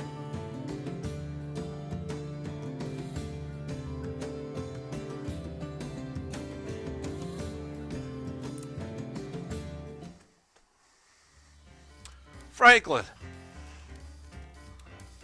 Welcome back. It's been a while. I miss talking with you, friend. Oh, we friends now. Do you want to hear more about what the porter's life is really like? The truth, not the happy mask? Heck yeah. I can tell you about what it's like and about Mr. Randolph and the Brotherhood of Sleeping Car Porters. It'll ruin the illusion, but I think that's for the best. Hey, Smiling. I just started this game tonight. I've only been playing an hour, 45 minutes, 2 hours maybe. Yeah, I really like the music. It's fantabulous. I could not play the game and just listen to the music and be pretty happy. You got any stories with a bit of excitement to them? All my stories got excitement to them.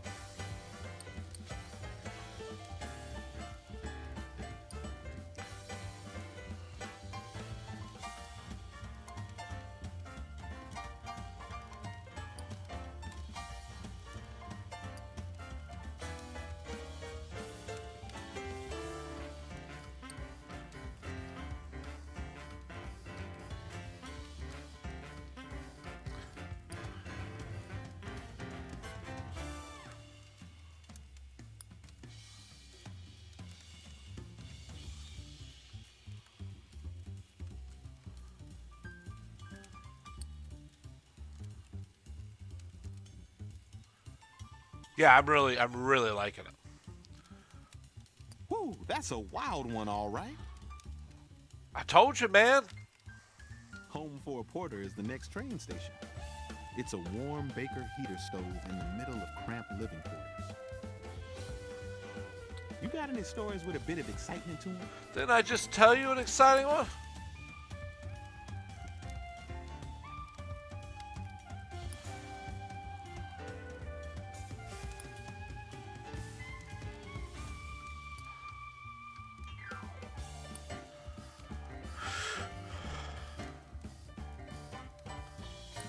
I'm not sure I get it, friend. Hey, man, I only have a couple exciting stories.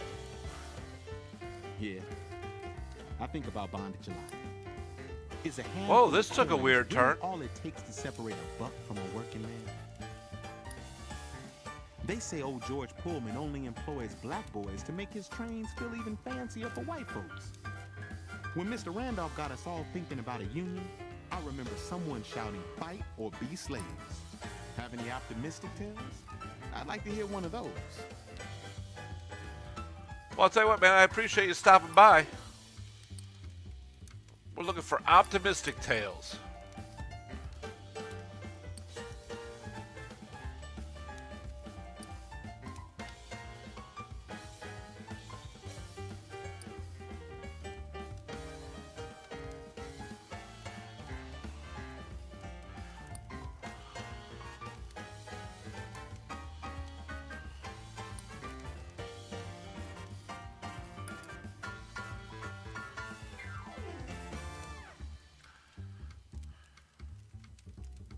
A positive attitude. That's what I like to hear. Me too. Oh, love. Yeah. Porters like to spread news amongst ourselves. And nothing is more newsworthy than a phone number a pretty little Piola just happened to leave behind. Don't tell anybody. But that's how I met my last girl in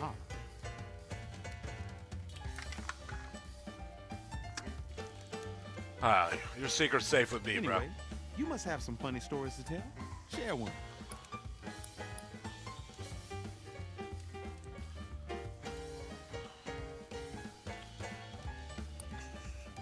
I'll keep this story in my pocket for sure.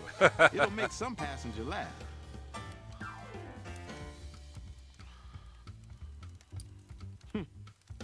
I've heard some porters say that even up in heaven, we're gonna be the ones making the beds, shining the shoes, and cleaning the corners. I believe it. Tell me something that'll make me laugh. I could use a chuckle.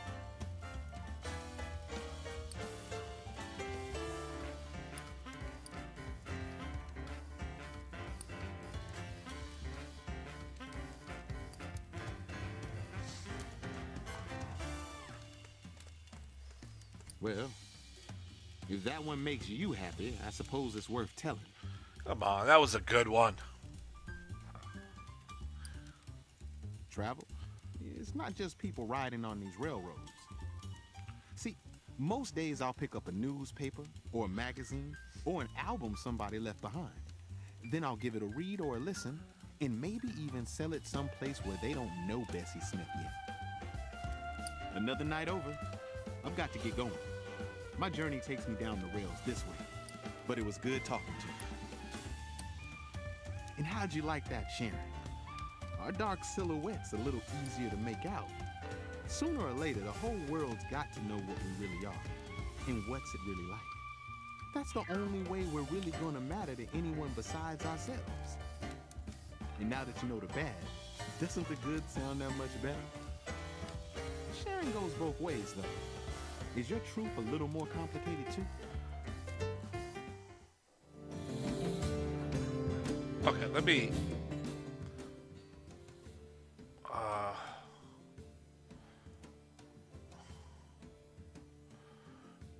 we should go see this guy.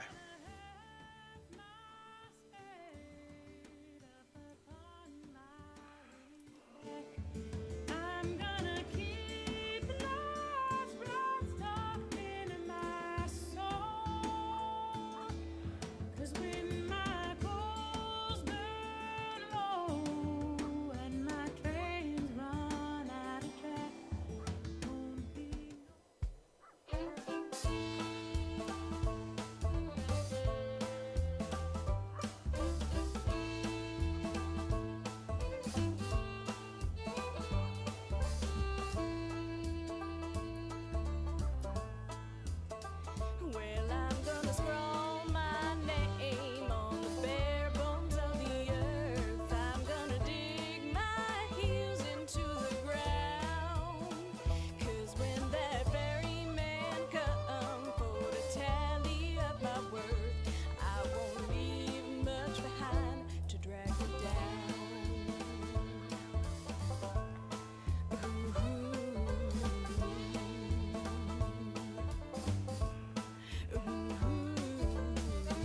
Buffalo.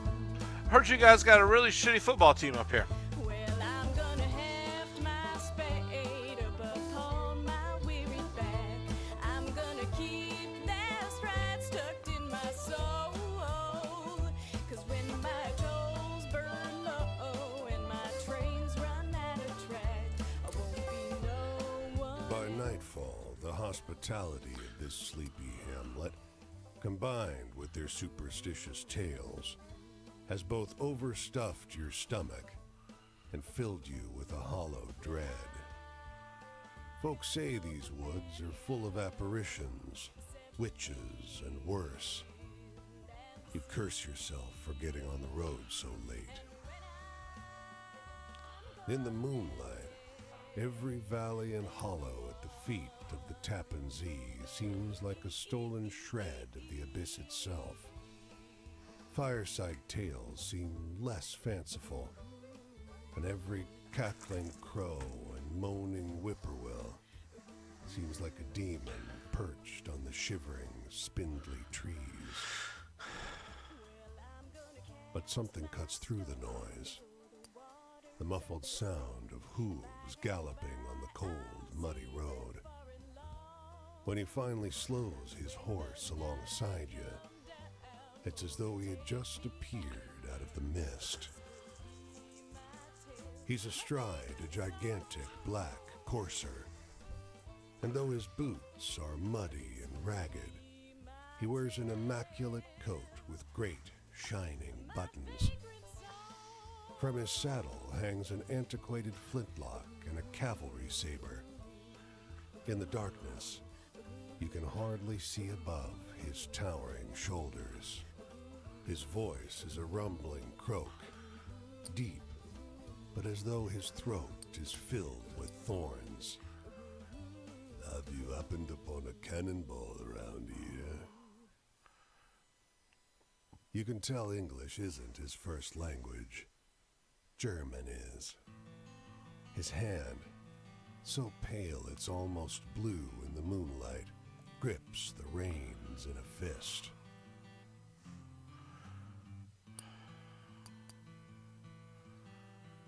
You mumble an apology and watch as he silently rides away, back into the mist. He's cloaked in black, you notice from behind, but the blood running down over his shoulders glints crimson in the moonlight.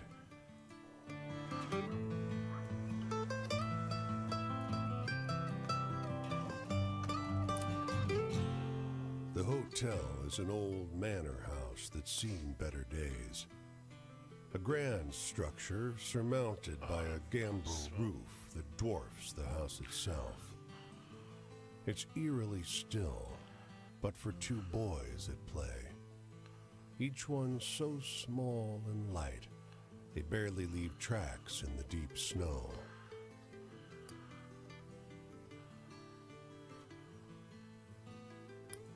They seem old for their size, around 10 years old. Though their clothes are mismatched, they're perfectly identical, down to the pattern of freckles on their pale cheeks. They conduct their games in eerie silence. The clerk behind the counter is old, and your room key is worn. But night approaches, and the price is low. Just before you shut the room door, there they are, the twins, staring at you from the corridor. Some Stephen King In shit. the morning, as you leave, the clerk asks, "Did you sleep well?" You tell him it was just perfectly fine. You don't mention the small feet trampling outside your door, or the dreams of blood seeping from the bed frame. Oh, that sounds incredible. You don't say that every shadow seemed to contain something vicious and alien, threatening to escape. The snow has turned to a dirty slush that clings to your shoes. On your way to the road, you feel the stare of 4 tiny eyes. Somewhere in in the shadowed eaves of that crooked house.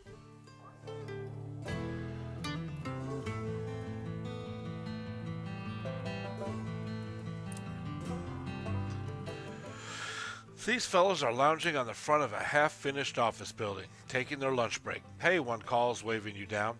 Rick was telling us a story. Listen, okay? And you tell us if it's bullshit or not. Sure. Rick, a credulous-seeming fellow, starts telling you a story about the ancient battles still raging on Boston's streets. You realize it's the story of this strange clamor on the streets of Boston, but changed in a few major ways. So it's definitely part bullshit, right? But also a little real. It's not bullshit. Half the group groans. How the hell is that supposed to be a real story? Exclaims the man who waved you down. You're all the most gullible pieces of shit I've ever met. The other half of the group, vindicated, shares a bottle of pop with you. Pop? I guess we are up north.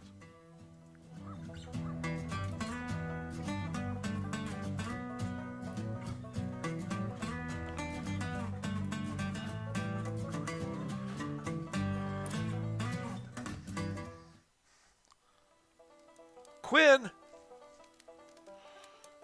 Stranger, it's good to see you again. You know, I'm gonna see this whole world one day, but for now, I just got my sights set on seeing all 48 of the great U.S. I already seen 10 whole states. That's better than my folks ever done, that's for sure. I think I've walked about 10 of them already. Plenty of townies and even some tramps treat me like I'm kid simple, but I ain't helpless, and I only act it when I ain't got no better choice, like if I get pinched. I do right fine on my own. Don't need nobody but Cass and Flip. Hey, tell me one of those exciting stories.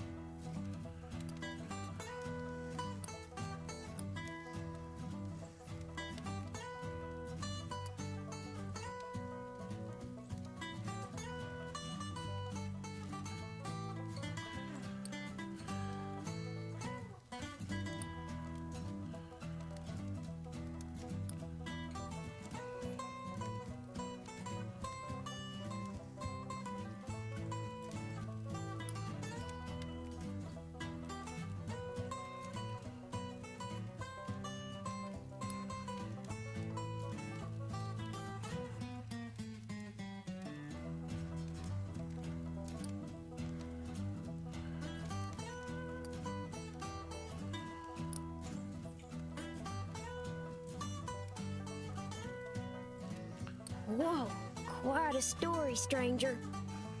It's about time I did something with this guy. Sadness. Ain't seen no sight sadder than in the city. In the city, they want you to feel like a giant among giants, like you can do anything. But I seen them shanty camps full up with folks who got nothing to eat or do. Cities serve to make the small feel smaller. I want to hear one of them venturing tales. Got any? Venturing?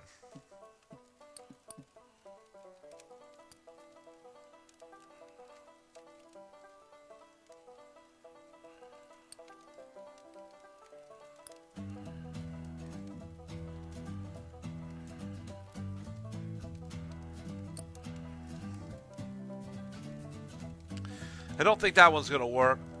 That was a chuckle to be sure. But do you know anything more lively? Being trapped, caged. You think beggardom is a prison? No, stranger. Beggardom is freedom. Responsibility is the real trap, wound tight like an old spring. I'm just gonna have to take this kid's word at it that beggardom is actually a Pride word. and pretending will bleed folk dry, and then when there ain't nothing left to be proud of, when they can't pretend no more, they'll unwind. I'm gonna play beggardom next time I play Words with Friends. I'm in the mood for something real funny like. How about this lady who hid from her cows? I remember that one. A couple good jokes can get you out of a fix sometimes. Oh, we all could use a fix. You want to talk about heaven? Ain't no good I can recall coming my life from praying. Small things, big things, no answer all the same. Hey, tell me a funny story. You seem like you still got a sense of humor.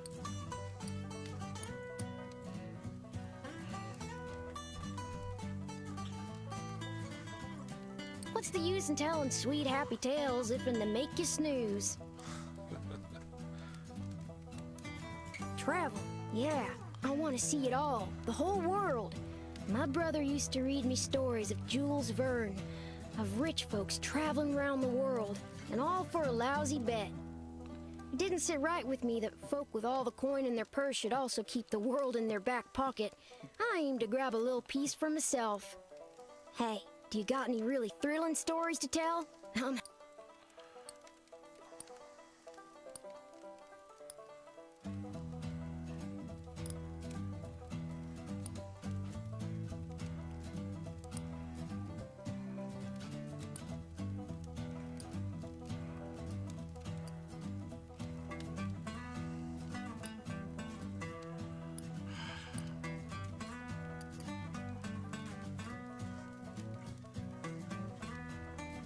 I usually like the scary stuff, but your story needed more punch, I think.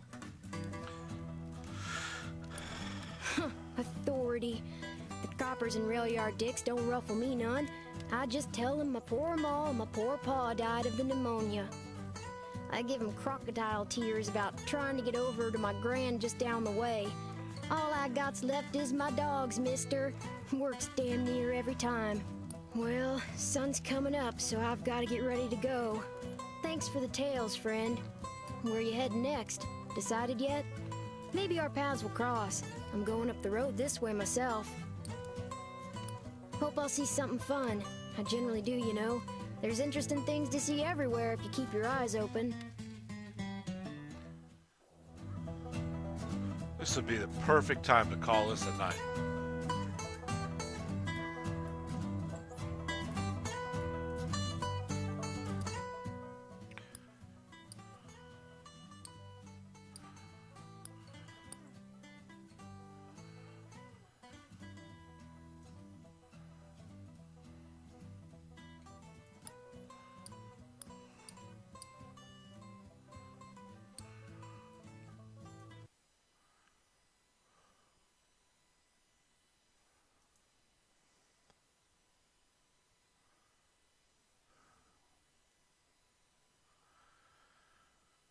Alrighty. That is going to do it for me for tonight. I actually really like that game. I think tomorrow we will probably do a little bit of a couple things. We'll probably do some more of this because I really enjoyed it, and then maybe either some abandoned ship or pick up a little bit of Subnautica playthrough. I haven't played it in a while. I got 4 hours into it and moved on to something a little bit more exciting. Or maybe we could try Into the Breach. I picked that up too. There is a new game, The Colony, I believe it is, that just came out. Or we might try that. I heard it only takes about 3 hours to finish the whole thing, which is right up my alley. So until then, I will see you when I see you. I think probably about 8 or 9 tomorrow night. Once I know something, I'll put it up on the page. Thank you.